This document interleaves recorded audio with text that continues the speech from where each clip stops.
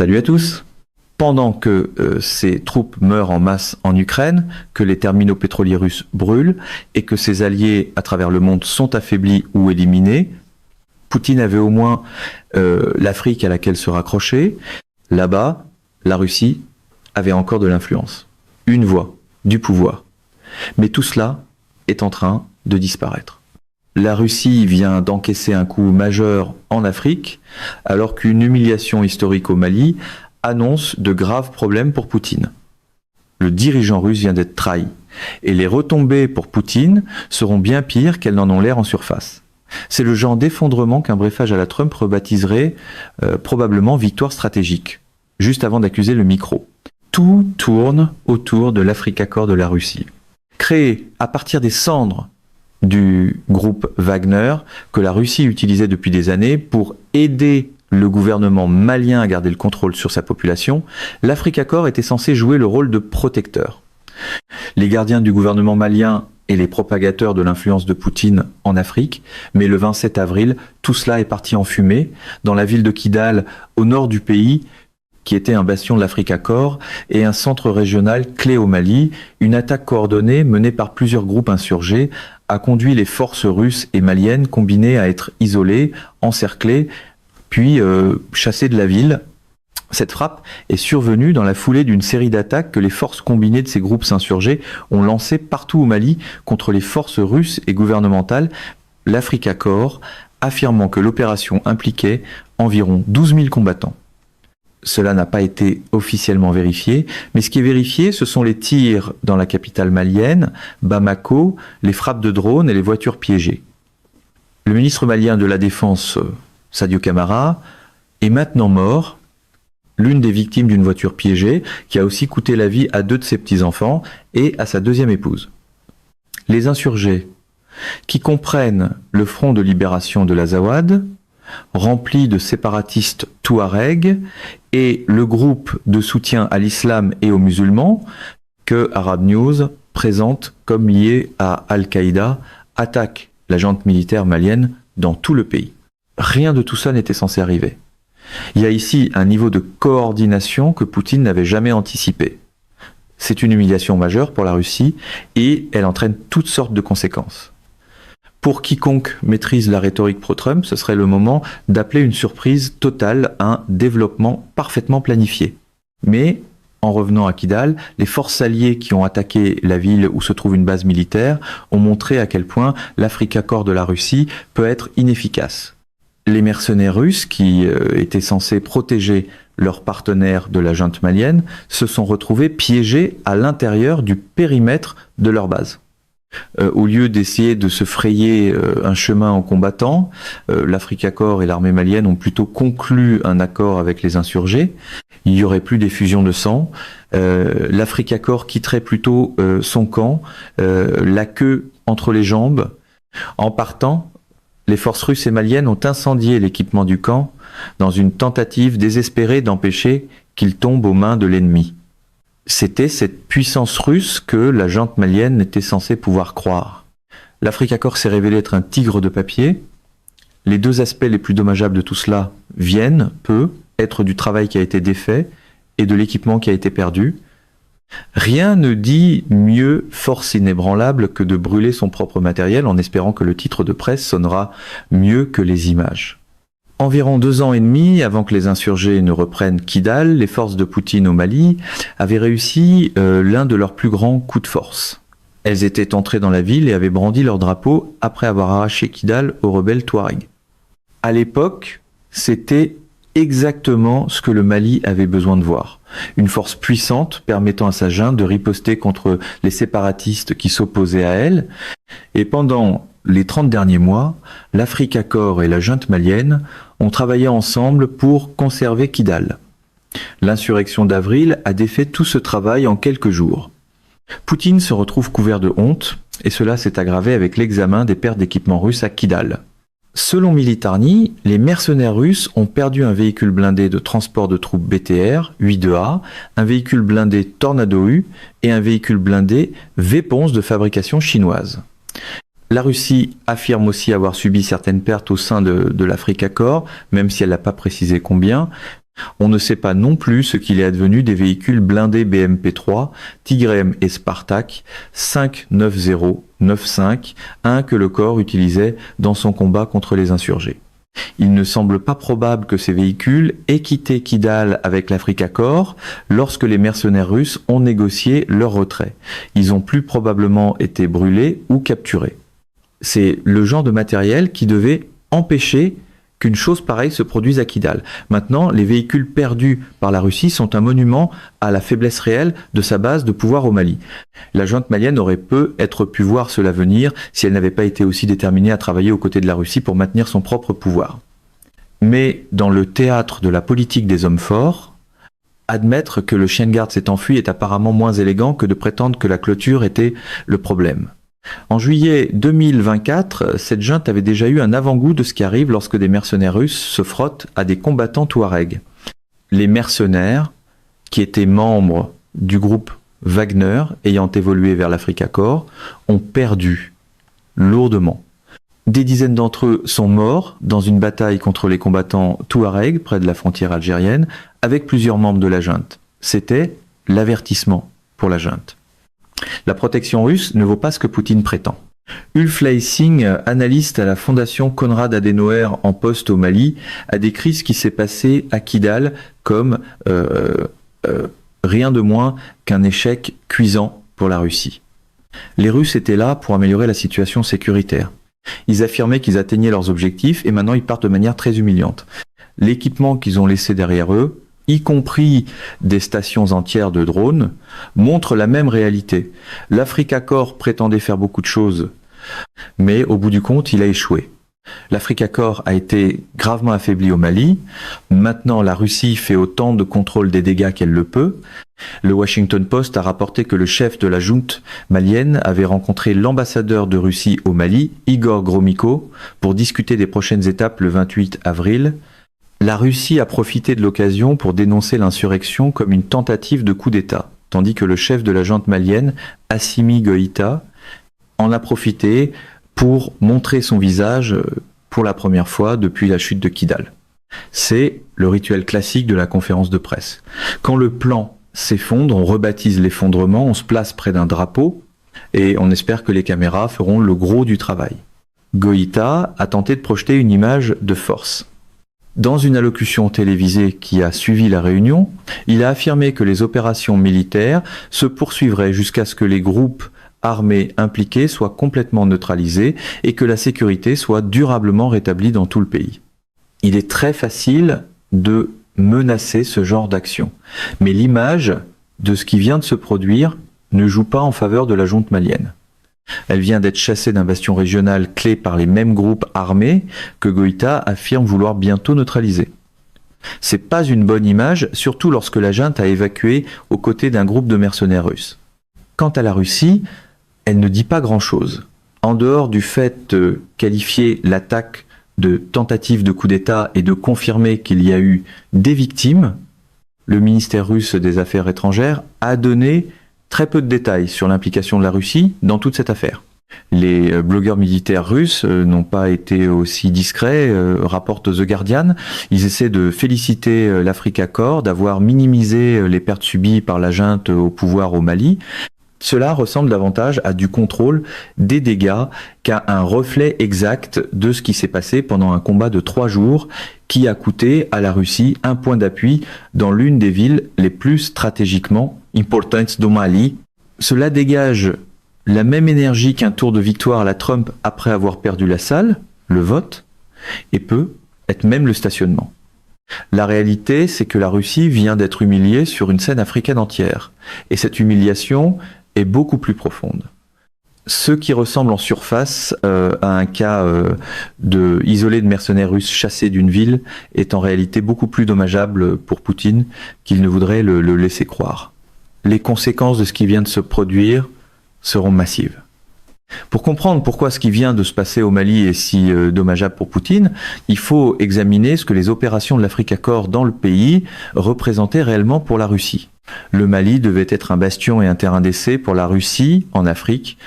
Le pays lui-même semble souvent n'être guère plus qu'un point à peine visible sur le radar géopolitique mondial. On peut entendre parler d'une tentative de coup d'État occasionnel ou d'une attaque terroriste, mais le Mali est loin d'être un acteur majeur sur la scène mondiale.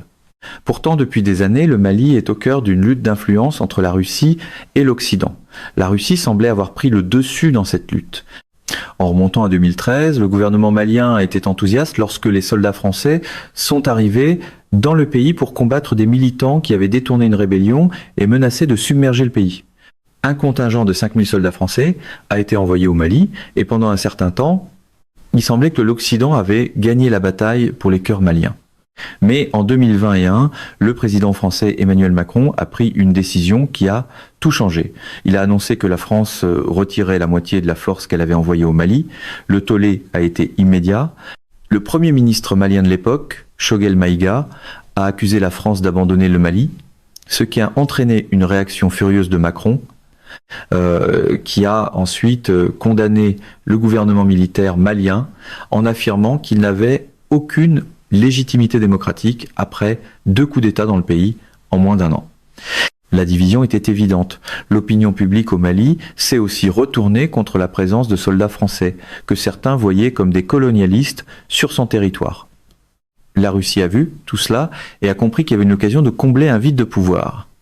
Peu de temps après l'émergence du conflit avec la France, la Russie proposait déjà des mercenaires Wagner pour remplir le vide laissé par les soldats français partis.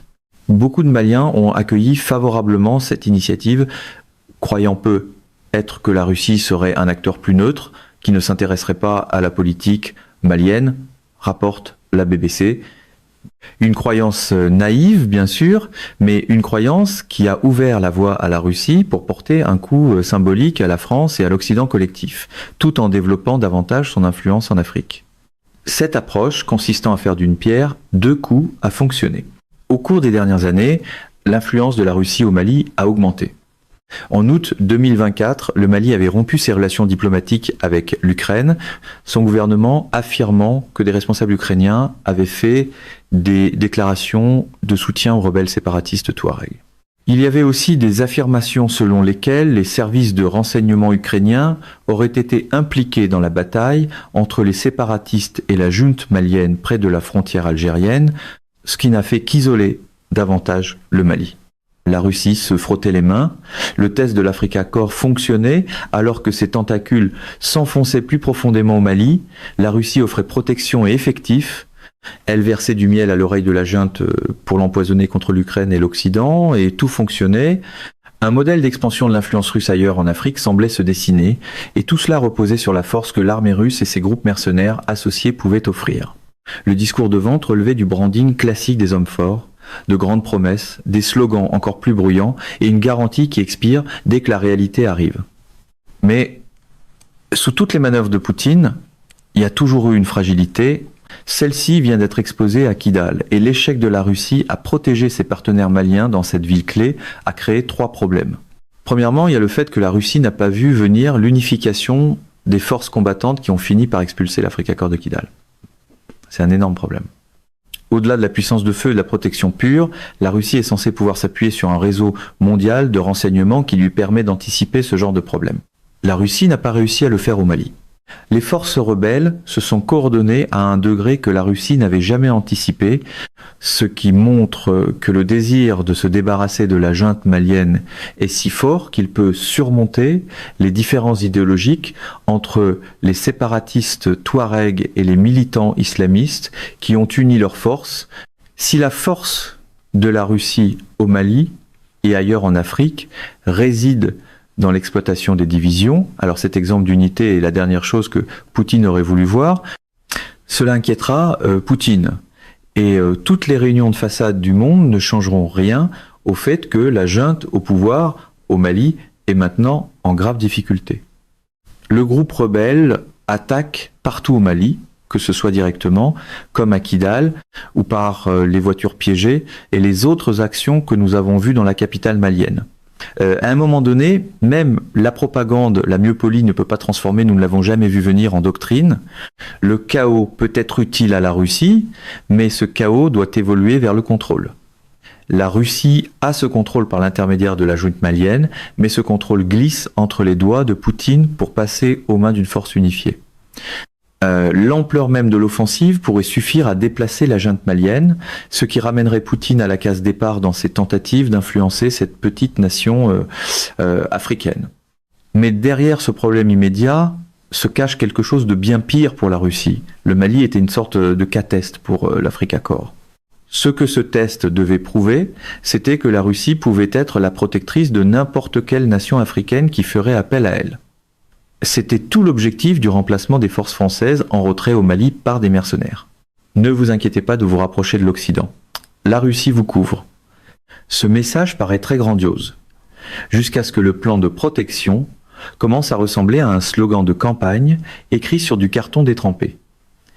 Au début de 2025, la Russie a appuyé cette promesse avec 3 convois vers Bamako qui ont livré des véhicules blindés, des chars et d'autres fournitures. Pourtant, tout cela s'est révélé être une illusion de force, plutôt que la véritable puissance militaire dont la junte malienne avait besoin. Lorsque l'Africa Corps a subi son premier véritable test à Kidal, il a échoué. Les affirmations de la Russie selon lesquelles elle protège les combattants de la junte sont faibles.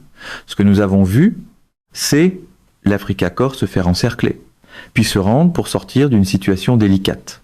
Pensez à ce que cela signifie pour la Russie ailleurs en Afrique. Si c'est cette force combattante qui est censée établir la Russie comme la principale force de sécurité extérieure sur le continent africain, alors les autres nations que la Russie courtise vont le remarquer, et elles ne verront pas seulement l'échec de la Russie au Mali.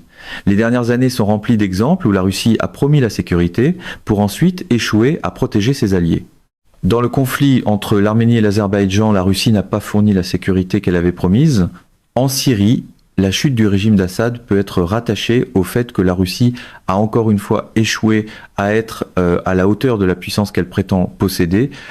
Même le cas récent de l'ancien dictateur vénézuélien Nicolás Maduro est un exemple d'allié russe qui s'effondre pendant que Poutine ne fait rien pour le protéger. Et en ce moment en Iran, qui fournit des drones à la Russie depuis que Poutine a envahi l'Ukraine, la Russie ne fait rien d'autre que rester en retrait et se plaindre de l'opération Epic Fury.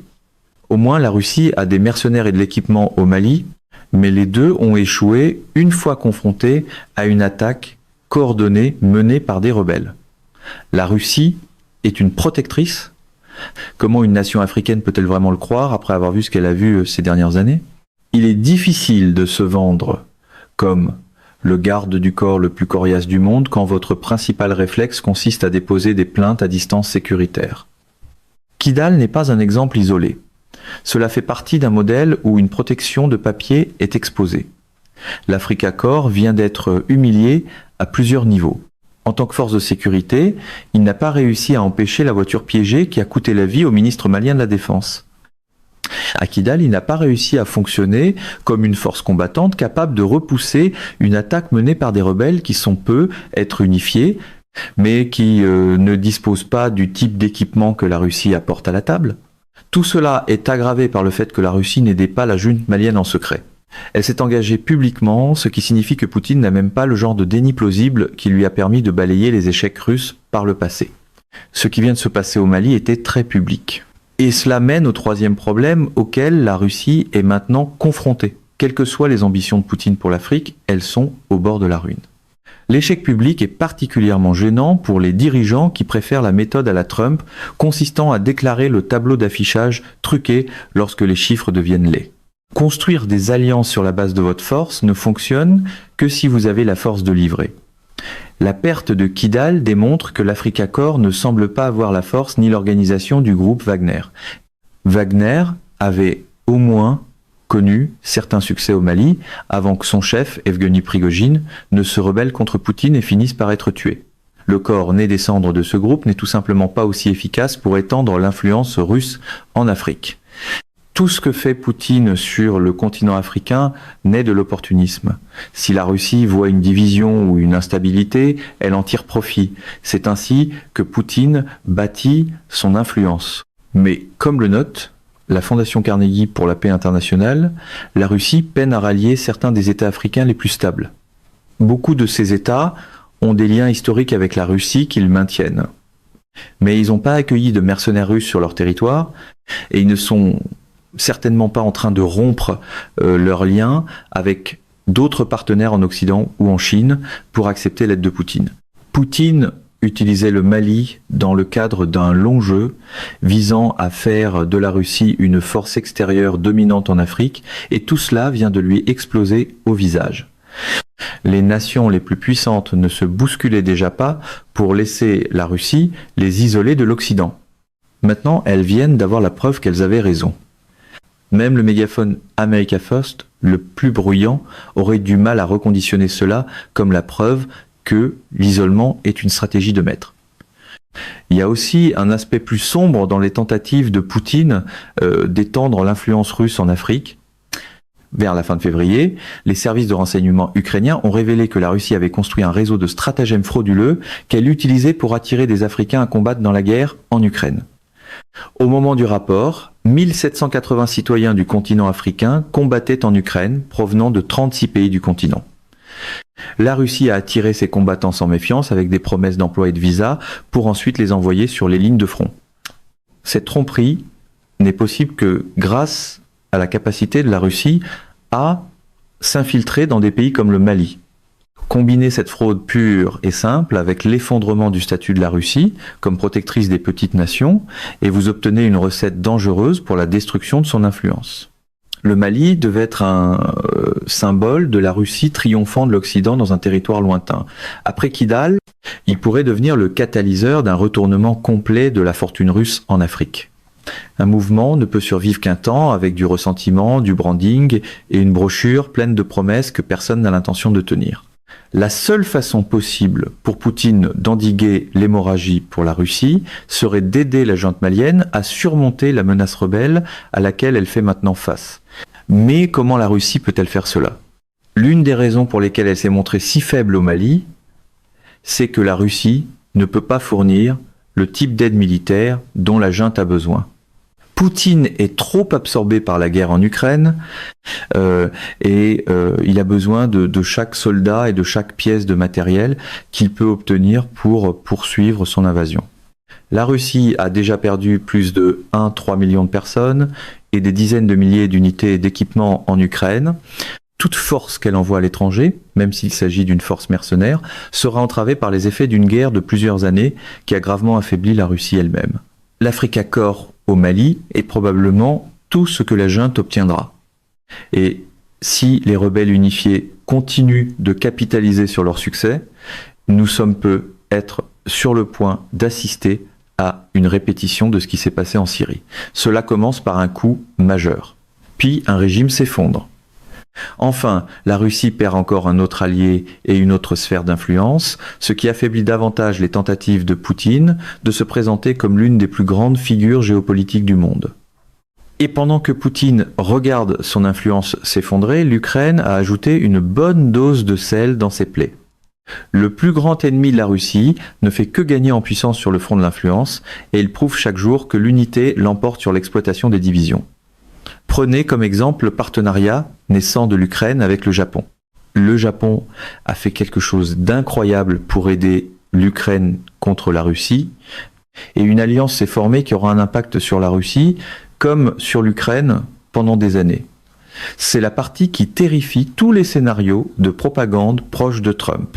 L'unité est plus difficile à ridiculiser lorsqu'elle continue de produire des résultats. Mesdames et messieurs, notre émission d'aujourd'hui s'arrête ici. Nous vous invitons à partager votre avis personnel dans la section des commentaires ci-dessous. Pouvoir, vérité vous salue et vous donne rendez-vous très bientôt.